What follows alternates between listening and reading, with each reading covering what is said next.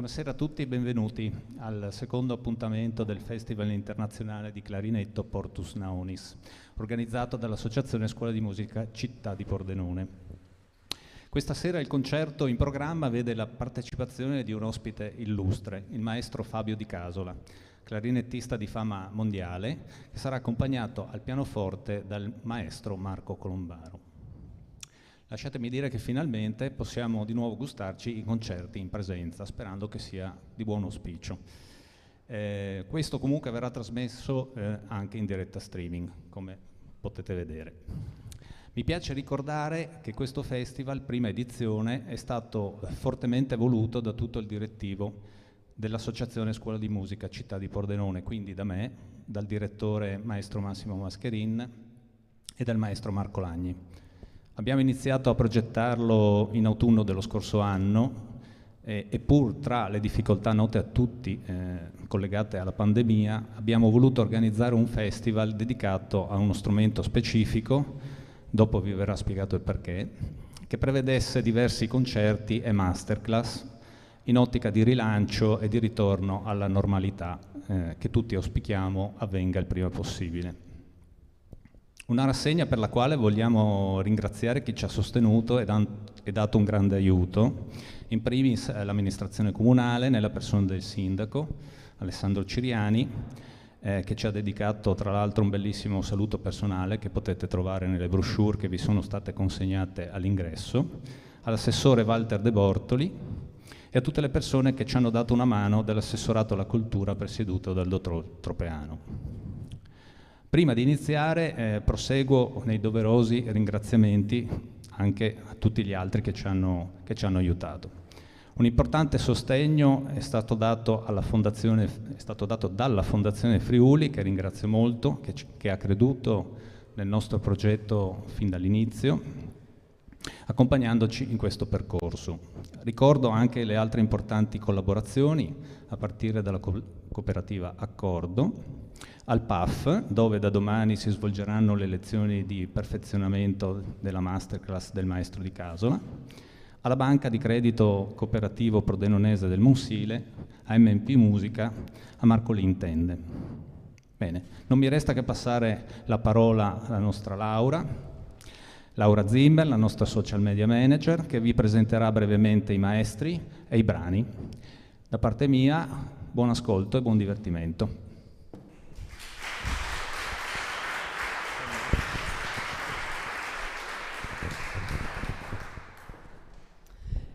Buonasera a tutti, benvenuti a questo secondo appuntamento del Festival Internazionale di Clarinetto Portus Naonis in questa splendida cornice dell'ex convento di San Francesco.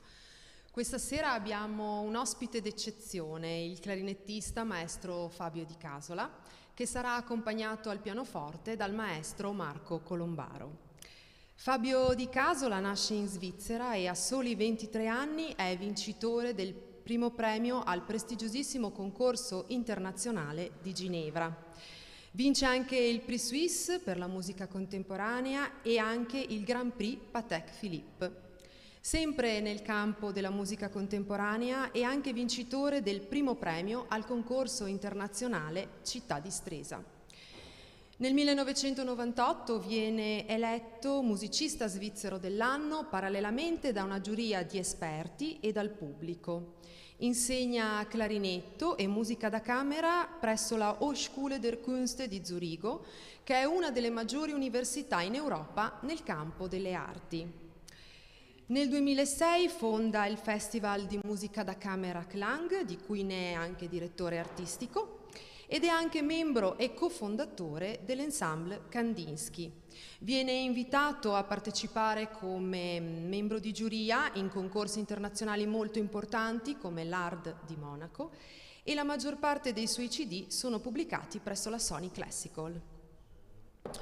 Il maestro Marco Colombaro, diplomato in pianoforte presso il Conservatorio Tartini di Trieste, sotto la guida di Moroni, si perfeziona in seguito con diversi maestri in corsi e seminari di interpretazione. Nella sua intensa attività concertistica come solista, camerista e pianista accompagnatore, ha tenuto numerosi concerti in Italia, Slovenia, Croazia, Austria ed Ungheria. È stato premiato più volte con borse di studio ed è risultato vincitore di concorsi nazionali e internazionali di musica da camera. È docente di pianoforte presso l'Istituto Santa Cecilia di Portogruaro, la Scuola Filarmonica di Valvasone e la Scuola di Musica Città di Pordenone. Insieme questa sera ci faranno ascoltare un programma musicale molto ricco e diviso in due parti. Il primo tempo del concerto si aprirà con la sonata Opera 120 numero 2 in Mi bemolle maggiore di Johannes Brahms nei tre tempi: allegro amabile, andante appassionato, andante con moto.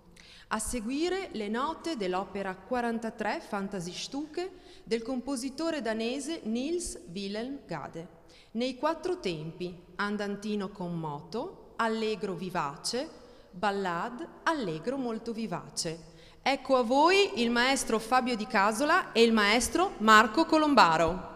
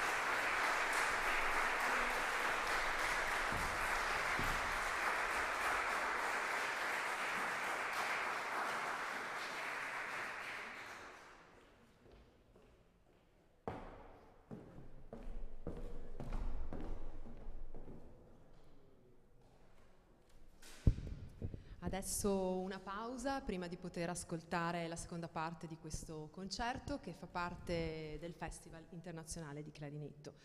Alcune informazioni utili. Il festival prosegue domani e dopodomani con una masterclass tenuta sempre dal maestro Di Casola, aperta ad allievi e uditori. Il prossimo appuntamento musicale è per il 27 agosto alle 18 presso il Parco San Valentino, dove potrete ascoltare l'orchestra di clarinetti Clarinoir e il Naonis Clarinet Ensemble, giovane formazione nata in seno alla Scuola di Musica Città di Pordenone e fonte di ispirazione del festival stesso.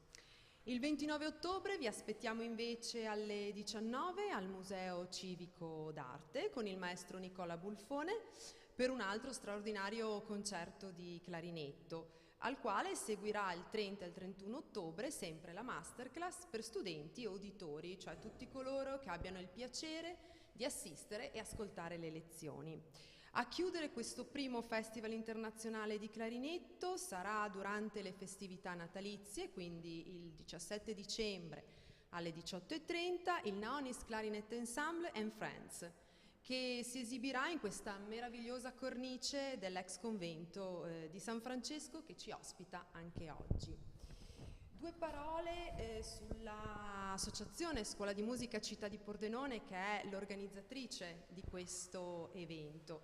L'associazione nasce nel 2015 sotto la direzione del maestro Massimo Mascherin, musicista di fama internazionale. Da oltre 5 anni l'associazione si propone di sviluppare e diffondere la cultura musicale in tutte le sue forme. Con i suoi concerti e le sue rassegne, l'associazione da sempre ha offerto eventi musicali di rilievo e ha offerto ai giovani musicisti la possibilità di sperimentare le loro capacità musicali attraverso l'opportunità di lavorare in team con musicisti professionisti in vista di una futura carriera professionale.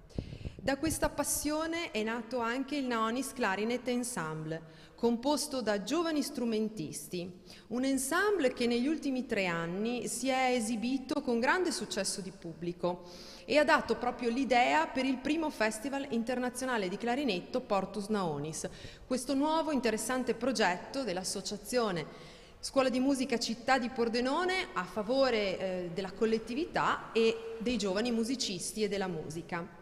Il festival è stato fortemente voluto dal direttore artistico Massimo Mascherin e dal clarinettista Marco Lagni, già docente presso la Scuola di Musica Città di Pordenone e anche fondatore del Naonis Clarinet Ensemble. Il festival vuole porsi come un punto di riferimento molto importante per il mondo clarinettistico nella città e nella provincia di Pordenone, dove esistono già diversi festival e concorsi, ma dove manca un evento dedicato esclusivamente a questo straordinario strumento musicale. Il Festival Portus Naonis da qui in avanti vuole diventare un evento fisso annuale, quindi una realtà fissa nel panorama pordenonese e ha un doppio obiettivo. Desidera porsi sia come momento culturale con concerti aperti al pubblico, come quello di oggi, sia come momento formativo per i giovani musicisti attraverso queste masterclass con docenti di fama internazionale. L'Associazione Scuola di Musica Città di Pordenone non è solo attenta all'organizzazione di eventi, come abbiamo appena detto, ma anche alla formazione dei giovani musicisti. La sua scuola di musica offre agli allievi una valida preparazione musicale, grazie alla professionalità e sensibilità dei propri insegnanti, che sono tutti professionisti accreditati, concertisti e didatti di provata esperienza. In seno alla scuola sono nate anche l'Accademia Pianistica Frédéric Chopin, l'Accademia di Clarinetto e l'Accademia di Canto, con l'intento di formare i giovani musicisti della provincia e permettere loro di accedere ai corsi di alta formazione presso i conservatori statali, nella speranza di intraprendere una futura carriera concertistica. Negli ultimi 3 anni la scuola ha ottenuto diversi risultati. In primis è risultata seconda per numero di iscrizioni agli esami statali nei conservatori tra le scuole del Cosmus, cioè il coordinamento delle scuole di musica che riunisce ben 17 istituti tra il Friuli Venezia Giulia e il Veneto. La scuola ha presentato numerosi dei suoi allievi a concorsi nazionali ed internazionali, ottenendo decine di premi. Inoltre, la Scuola di Musica Città di Pordenone collabora da sempre con le scuole pubbliche e private del territorio attraverso progetti didattici finalizzati alla diffusione della cultura musicale nelle scuole dell'infanzia, primaria e secondaria. Ora torniamo a noi con questo meraviglioso concerto. Il secondo tempo si apre con la sonata Opera 78 in sol maggiore di Johannes Brahms, nei tempi vivace ma non troppo, adagio e allegro molto moderato. A seguire l'opera 40 Peregi Verbung del compositore ungherese Leo Weiner e per concludere il concerto le note di Charles-Marie Widor, Introduction e Rondò, opera 72. Ecco a voi di nuovo il maestro Fabio Di Casola e il maestro Marco Colombaro.